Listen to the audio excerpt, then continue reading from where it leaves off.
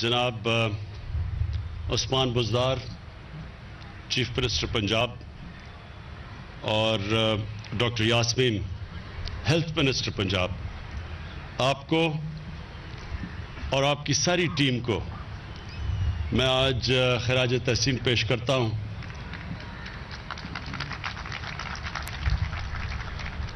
کیونکہ آپ نے ایک بہت انقلابی قدم اٹھایا ہے۔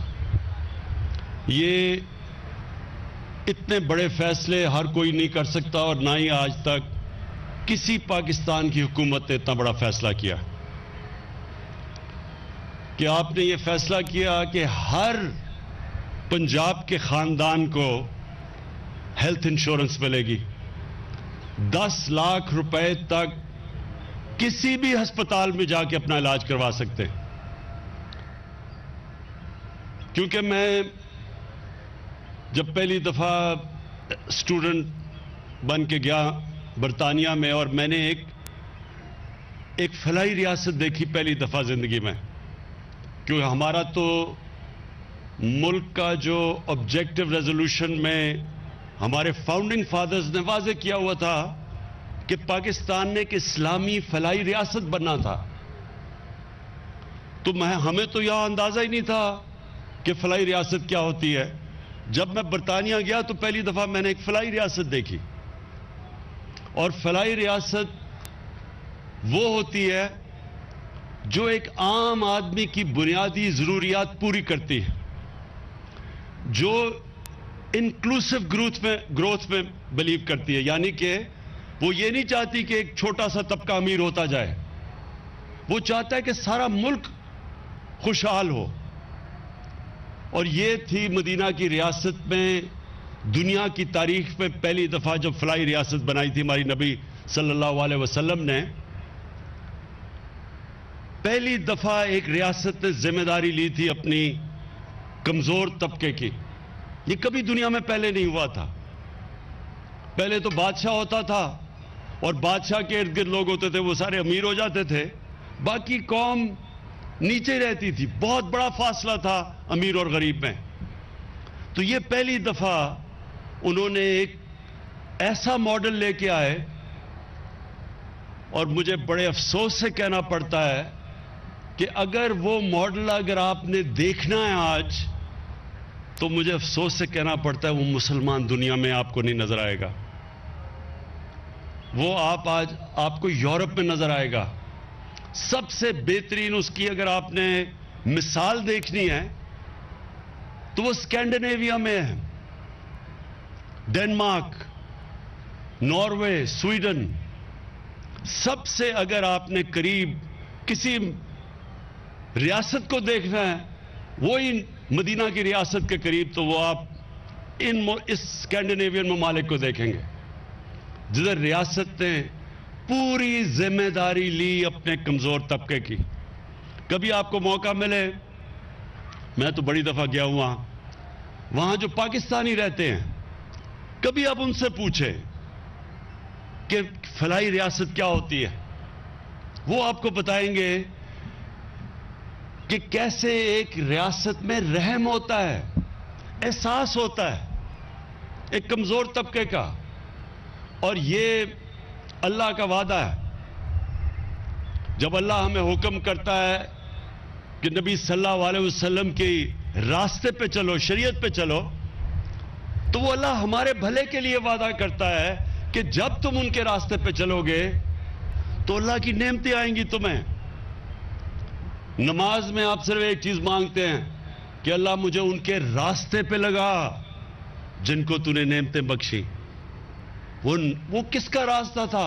جس کو سب سے زیادہ اللہ نے نعمتیں بخشی اور اپنا قرآن شریف میں جو کہا میرا حبیب ہے، وہ ہمارے نبی صلی اللہ علیہ وسلم تھے۔ تو جب اللہ ہمیں حکم کرتا ان کے راستے پہ چلو، وہ ہماری بہتری کے لیے کہتا ہے۔ جو بھی انسان ان کے راستے پہ چلے گا اللہ اس کو عظمت دے گا۔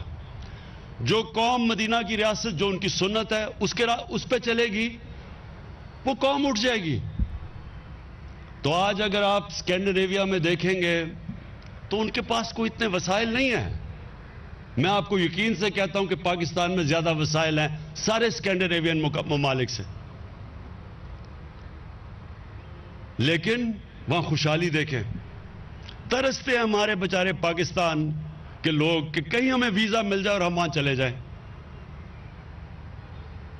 وسائل یہاں زیادہ ہیں، خوشحالی ادھر زیادہ ہے، کیونکہ وہ یاد رکھنا، یہ پھر سے میں بار بار اپنے لوگوں کو بتاتا ہوں، رحمت للعالمین ان کو خطاب ملا تھا، رحمت المسلمین نہیں ملا تھا، یعنی کہ وہ سارے انسانوں کے لیے رحمت بن کے آئے تھے۔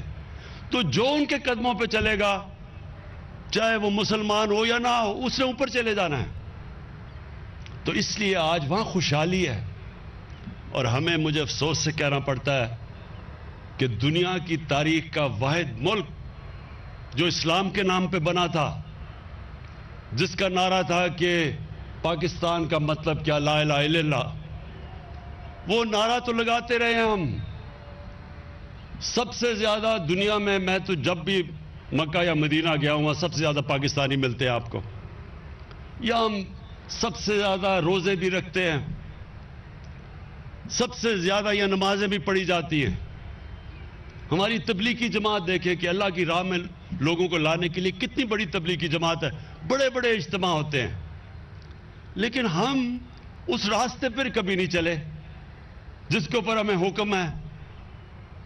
تو یہ جو آج ہم پنجاب کی گورنمنٹ جو آج ہم بھی قدم اٹھا رہے ہیں، ہم یہ اس راستے پر لگے ہیں۔ اب تک تو وہ راستہ ادھر تھا تو ہم ادھر جا رہے تھے، اب ہم اس راستے کے اوپر آ رہے ہیں جو اس قوم کی عظمت کا راستہ ہے، جو اس قوم کو اوپر لے کے جائے گا۔ میں یہاں پاکستان کے حکمرانوں کو دیکھتا تھا، کوئی کہتا تھا جی میں پاکستان کو ایشین ٹائیگر بنا دوں گا۔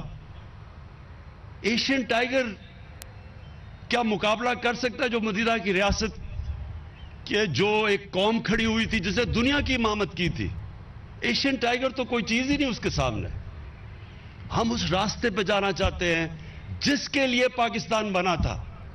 اگر پاکستان اس راستے پہ نہیں چلے گا تو یاد رکھیں یہ بہت بڑا دھوکہ تھا ہندوستان کے مسلمانوں پہ۔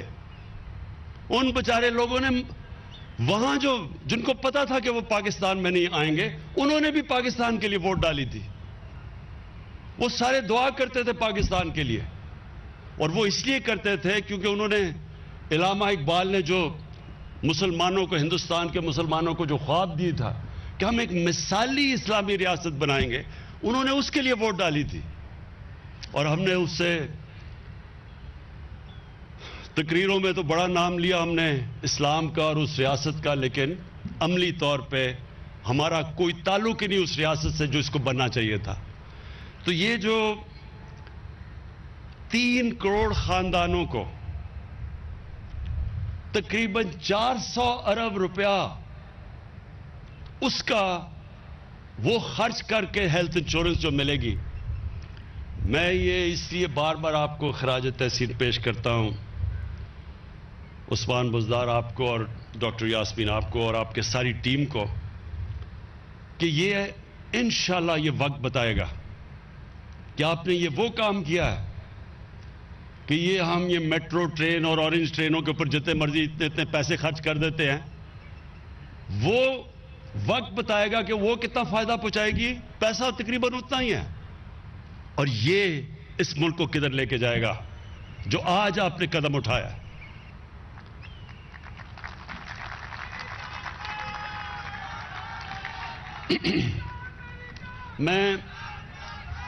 میں اپنی قوم سے آج اس بڑے خوشی کے دن میں اپنی قوم سے پھر سے ان کو ایک چیز یہ بتانا چاہتا ہوں کہ دیکھیں، اللہ کا حکم ہے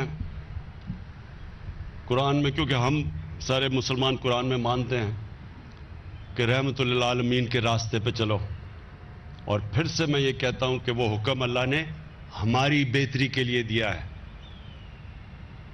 ہم جب اس راستے پہ چلیں گے یہ ہماری بہتری ہے۔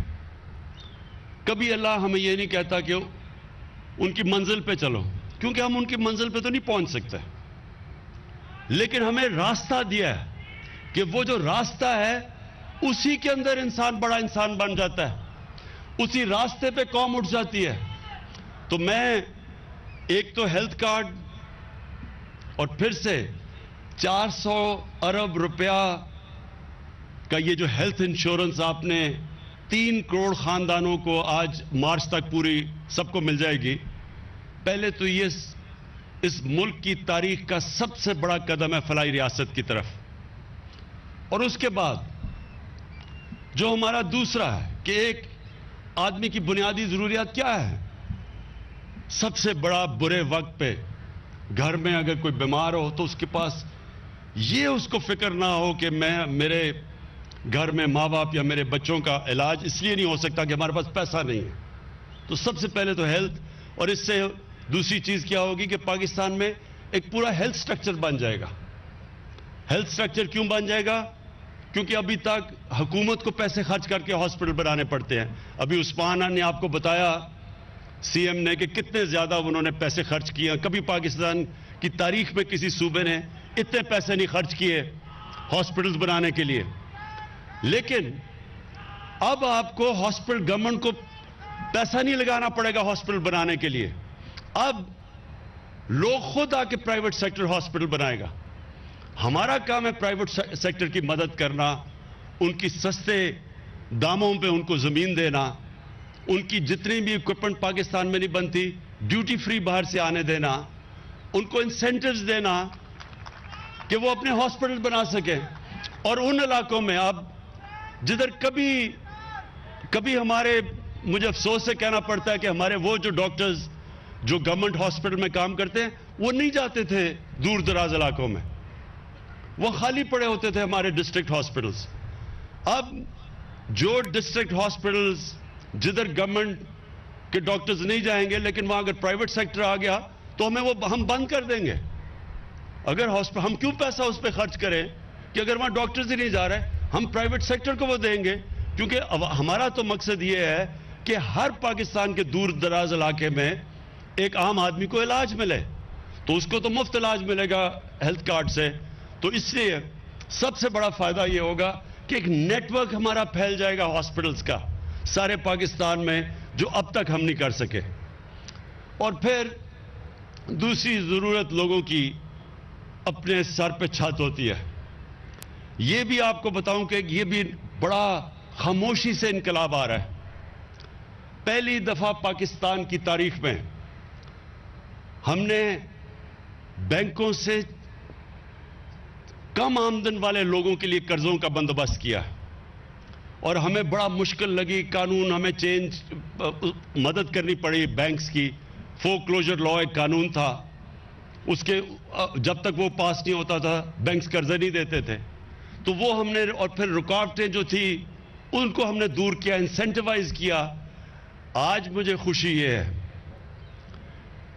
کہ بینکوں نے پہلی دفعہ یہ ہوا پاکستان کی تاریخ میں، تنخواہ دار طبقے کو جو کبھی بھی اس کے پاس اتنا پیسہ نہیں تھا کہ وہ اپنا گھر خرید سکے، ان کے لیے انہوں نے 260 ارب کے جو لوگوں نے اپلائی کیا بینکوں کے، 110 ارب کے لونز اپروو ہو چکے ہیں، اور 34 ارب کی ڈسبرسمنٹ ہو چکی ہے، یعنی پیسہ مل گیا ان کو اپنے گھر بنانے کے لیے۔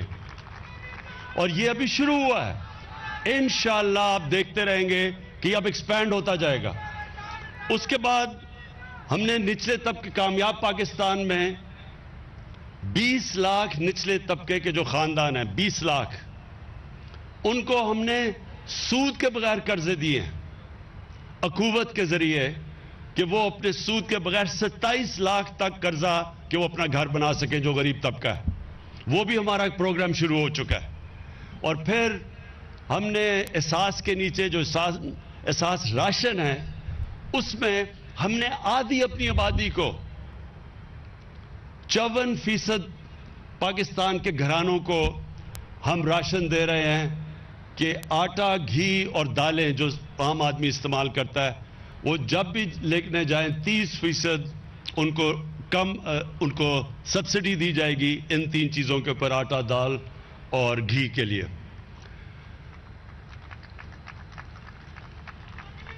کامیاب پاکستان پروگرام میں ہم وہ دوسرا کام کر رہے ہیں کہ 5 لاکھ تک سود کے بغیر قرضے دے رہے ہیں شہروں کے اندر کہ اپنا کوئی کاروبار، چھوٹی دکان شروع کر سکے کوئی، اور دیہاتوں کے اندر کسانوں کے لیے 5 لاکھ سود کے بغیر قرضہ۔